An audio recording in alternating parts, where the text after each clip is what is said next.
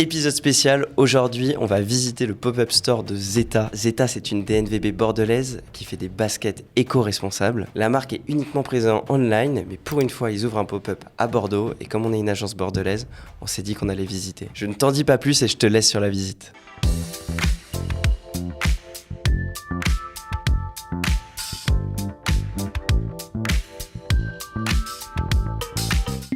Bon, on vient d'arriver à la Casa Zeta et on va voir Laure Babin, la fondatrice de Zeta. Hello! Salut Laure, ça va? Super, et toi? Oui, ça va. Bienvenue chez nous. C'est le fameux pop-up du coup. Ouais, c'est ça. Bienvenue à la Casa Zeta. On en a profité parce qu'on a les bureaux à côté, du coup on s'est dit qu'on allait venir découvrir le pop-up Eh ben, et génial. faire le vlog avec. Super. Merci d'être là, du coup. Tu nous présentes? Ouais, carrément. Donc, c'est la première fois qu'on s'installe en physique, en fait. Bon, tu le sais, on est une DNVB, on vend principalement en ligne. Et on avait envie d'avoir un lieu à nous pour tester un petit peu la distribution physique. Et donc là, l'occasion s'est présentée. On est là pour 2 semaines. C'était quand déjà l'ouverture? C'était la semaine dernière. Donc voilà, je te fais visiter. Ouais. Donc ça c'est les fameuses Zeta. Exactement.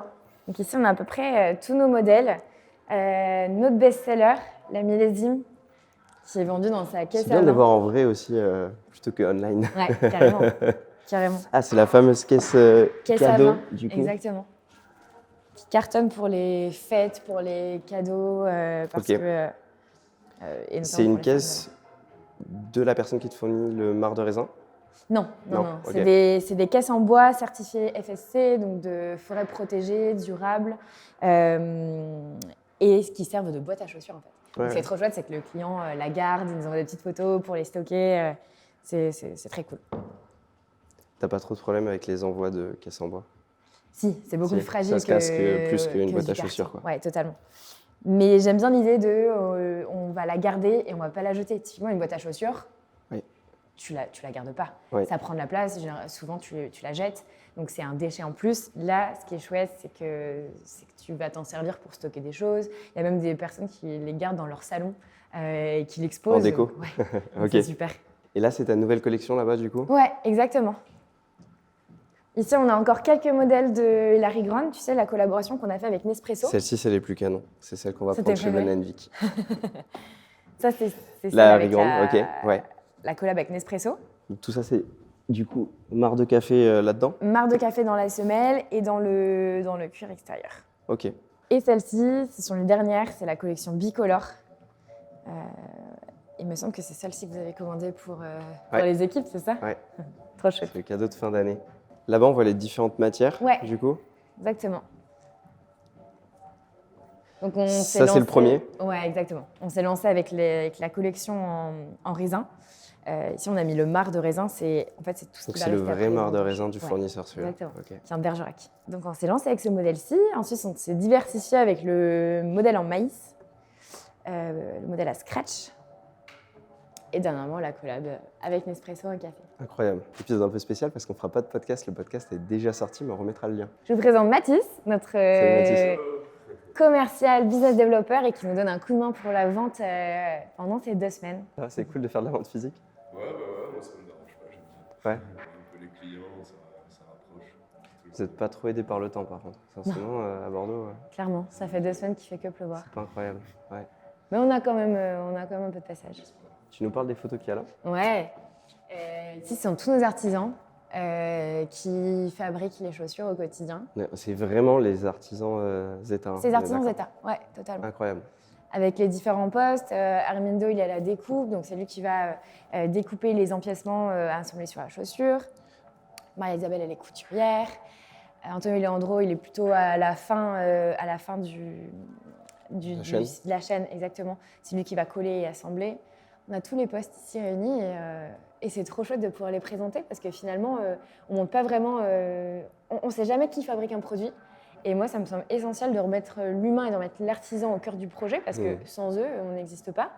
On est une équipe de 6, mais il y a aussi 25 artisans qui font partie de l'équipe. Et c'est hyper important de montrer qui ils sont. C'est pour ça qu'on a insisté pour avoir Il y a 25 personnes qui bossent sur la Ouais. conception des Zeta. Ouais, complètement. Voilà, j'en suis très fière de cette petite photo. Ils sont très sympas. Et donc là, on a encore Il se passe... Ah, c'est des paires de seconde main? Ouais, exactement. Comment ça se passe? C'est des gens qui te les renvoient? C'est des personnes qui ont renvoyé les paires et qui les ont un petit peu portées et qui du coup ne sont plus... On ne peut plus les vendre neuves. Ou alors des personnes qui les ont renvoyées sans les boîtes. Ok, À chaussures. quand tu dis qui te les renvoient, c'est des personnes qui voulaient être remboursées qui te les renvoient ou c'est des personnes qui Oui, les qui ont portent demandé un un an et échange. qui Non, demandent pas le du tout. ticket de fin d'année? Non, ok. Typiquement, c'est des personnes qui les ont essayées en extérieur. Par exemple, celle-ci, elle a la semelle un petit peu sale. Ah oui, ok. Et tu peux pas le vendre comme non, neuf. on peut pas le vendre D'accord. comme neuf. Ok. Mais du coup, ce qui est plutôt chouette, parce que ça permet à des personnes qui n'ont pas forcément les moyens de s'offrir une paire neuve, de s'offrir une paire de seconde main qui Bien est sûr. comme neuve. Donc, Bien sûr. Comment elles font les autres marques pour les renvois comme ça? Parce que ça vient du déchet si elles peuvent pas le vendre, en définitive. Dans les temps, c'est brûlé, C'est brûlé? Ouais. c'est jeté. Ok. Donc c'est bien de pouvoir le vendre d'occasion. Ouais, L'idée, c'est de faire une partie seconde main aussi sur le site ou pas du tout? on aimerait. Après, c'est un peu compliqué à matérialiser parce que il faudrait qu'on les stocke au bureau, qu'on fasse les envois par nous-mêmes. C'est quelque chose qu'on essaye de déléguer au maximum à notre logisticien. Ok. Le logisticien ne peut pas faire de l'expédition de seconde main parce qu'il faut qu'on analyse nous la paire, qu'on fixe un prix, qu'on réalise les photos. Donc c'est quelque chose qui se fait plutôt en interne, qu'on ne peut pas externaliser. Mais on y réfléchit parce que finalement, il nous en reste quand même pas mal sans la boîte, ou qui ont un petit défaut, ou qui sont un peu sales. Donc on y pense, on se demande qu'est-ce qu'on va en faire. On va en donner une partie à une association. Ok. Et pour le reste, pourquoi pas faire une partie seconde main sur le site. Ouais, ça serait cool. En tout cas, l'espace est très très grand. C'est chouette, hein? Ouais, c'est très très lumineux. bien. Et donc là, vous êtes là jusqu'à dimanche. Après, tu comptes refaire des pop-up? Pourquoi pas, ouais. Alors, c'est beaucoup de temps, Ouais. beaucoup d'énergie. Hop, j'ai le soleil. Beaucoup de temps, beaucoup d'énergie. On a dû mobiliser toute l'équipe pour l'aménagement. On mobilise beaucoup de monde aussi pour les conférences. Oui, c'est vrai, on n'en a pas parlé. Ouais. Peut-être qu'on peut parler des conférences rapidement, parce qu'il y a des intervenants hyper intéressants hyper sur des chouette. sujets plutôt poussés. En fait, l'idée, c'était pas de faire uniquement une boutique, et c'était d'avoir un espace aussi de sensibilisation. Et du coup, on organise Donc elles se tiennent là, hein, les conférences? Ouais, juste ici, Ici? dans Ok. cet espace-là. C'est pas une table ronde, c'est une table carrée, mais ça le fait aussi. Ouais, ça fait le taf. Et donc, on fait intervenir des entreprises bordelaises. On a Wigo Greener, le Airbnb éco-responsable, qui est venu. On va avoir Asphalt et Tagine Banane jeudi. Incroyable. C'est des super conférences. Sur quel sujet Sur la mode responsable, Ok. évidemment. On a des ateliers DIY très chouettes. Dimanche dernier, on a de la fabrication de pierre d'argile. Pierre d'argile, c'est un nettoyant naturel qui sert pour les chaussures, pour la maison. Mercredi, donc demain, cet après-midi, on a fabrication de shampoing solide. En fait, l'idée, c'est vraiment de faire venir les gens, de les sensibiliser. C'est pas que des conférences. Ateliers, conférences et table ronde. Ouais. Ok. Exactement. Non, c'est trop chouette. Et tu vois, j'ai participé à la plupart d'entre elles et j'ai appris plein de trucs. Vraiment, je suis hyper contente qu'on les fait. Ou t'en animes aucune? J'en anime pas, mais je participe à celle sur la mode responsable. Ok. Quand tu dis participe, c'est-à-dire que... Je suis intervenante. Qui c'est qui anime les conférences si c'est pas toi? C'est Théo Robache, du Pompon. Ok, incroyable. Du podcast Le Pompon, qui est top. Très cool. Super, qui dégage une énergie folle et franchement, ça rend les choses beaucoup plus vivantes. Je pense que c'est des challenges d'avoir un pop-up. Tu as quand même des enjeux parce que ça demande beaucoup de préparation, peut-être mobiliser du stock aussi. Ouais. Est-ce que c'est une bonne expérience? Qu'est-ce que tu en penses là, une semaine de pop-up? C'est génial. Je suis hyper contente d'avoir testé la distribution physique parce qu'on ne rencontre jamais nos clients. Ouais, bien sûr. On est une DNVB, donc on vend principalement en ligne, quasiment que en ligne. Et là, c'est génial parce que les gens, même s'ils ne viennent pas pour acheter, ils viennent faire un tour, ils viennent échanger avec nous, ils sont trop contents de nous rencontrer. On a une communauté en plus qui est super, disons-le. Et c'est trop chouette de les rencontrer. Tu as des gens qui viennent juste discuter, qui sont acheteurs et online qui viennent discuter. Qui viennent sur leur pause déj discuter avec nous.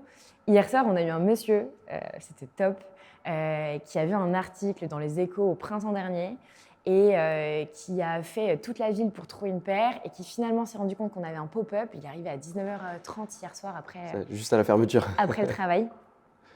Et qui a été trop content, qui voulait tout essayer, qui était passionné par la marque. Et c'est ce genre de rencontre qui te galvanise, tu vois. Donc non, je suis hyper contente. Après, c'est vrai que le temps n'aide pas. On aurait eu grand soleil tous les jours, sûr. Je pense qu'il y aurait eu davantage de monde. Mais c'est un premier test. À terme, j'adorerais qu'on puisse ouvrir une boutique physique. Donc du propre? En propre. Ok. Je pense d'ici 2 ans. 2 à 3 ans, ce sera sûrement un sujet. Ok. À Bordeaux. Elle est Évidemment. comme à l'image de Bonne Gueule qui a ouvert puis Paulin une boutique il y a quelques Exactement, années déjà, ouais. Super alors que boutique. c'était du online à la base. Exactement, ouais. C'est pas les mêmes enjeux. C'est pas les mêmes enjeux. On est plus dans un enjeu de visibilité, de notoriété, et presque de crédibilité de la Ouais. marque, mais pas de rentabilité. Ok. Du moins, Donc, c'est ce que. là, tu mises pas à être rentable sur 2 semaines. Non. Le but, c'est juste de C'est montrer d'arriver à que tu peux l'équilibre. faire. Ok. Idéalement, d'arriver à l'équilibre. J'espère qu'on va y arriver. Mais l'objectif, c'était à la fois un objectif de notoriété et de sensibilisation parce que finalement, il y a eu beaucoup de monde qui se sont déplacés à ces conférences. La première, on a dû stopper les inscriptions à 40 personnes. Incroyable. Tu avais diffusé sur quoi pour avoir des inscrits? Juste sur la communauté Zeta, newsletter, newsletter et LinkedIn. LinkedIn. Ça Oui, tu as avait fait un post qui a très cartonné puissant. sur LinkedIn, Ouais. d'ailleurs. C'est super puissant comme outil. Et suite au post LinkedIn, on avait tous les inscrits, on était complets. Incroyable. Et du coup, on n'en a pas parlé, mais on a installé une borne de recyclage où les clients peuvent ramener leur ancienne paire de Zeta usagée. Ok. Comme le fait de le renvoyer directement au bureau. Ouais, Ok. exactement. Ils repartent avec un bon d'achat de 10 €, donc, parce qu'il faut quand même inciter le client à Bien faire sûr. la démarche. Et nous, de notre côté, on les collecte et on les envoie à GBTEX, qui est un centre de tri situé en Normandie. Ok. Les gens jouent le jeu, ils les ramènent. Un petit peu. On en a eu quelques-unes. Et ils les ramènent surtout pour l'atelier de nettoyage qu'on organise avec Bobby Kicks les samedis. Ok. Donc, ils viennent nettoyer leur paire de chaussures gratuitement, Zeta ou pas. Et j'aime bien le fait qu'on en a eu plusieurs qui sont passés, même les déposer en vue de samedi. J'aime bien l'idée de se dire que ils la font durer, cette paire, et qu'on ne va pas être dans un système de réachat. Oui. Voilà. Là où il y a 5 ans, les gens prenaient une paire de baskets blanches, l'usaient et la jetaient. Et la derrière. jeter, Ouais, exactement. tout à fait. Là, on va beaucoup plus être dans un schéma de faire durer la paire et la réutiliser plutôt que réacheter. Zeta, quoi. Zeta. En tout cas, merci Laure. Je pense qu'on a fait le tour. Si vous voulez en savoir plus sur Zeta, vous pouvez regarder le podcast qu'on a tourné il y a quelques mois. Si vous avez des questions, vous avez son LinkedIn. À bientôt!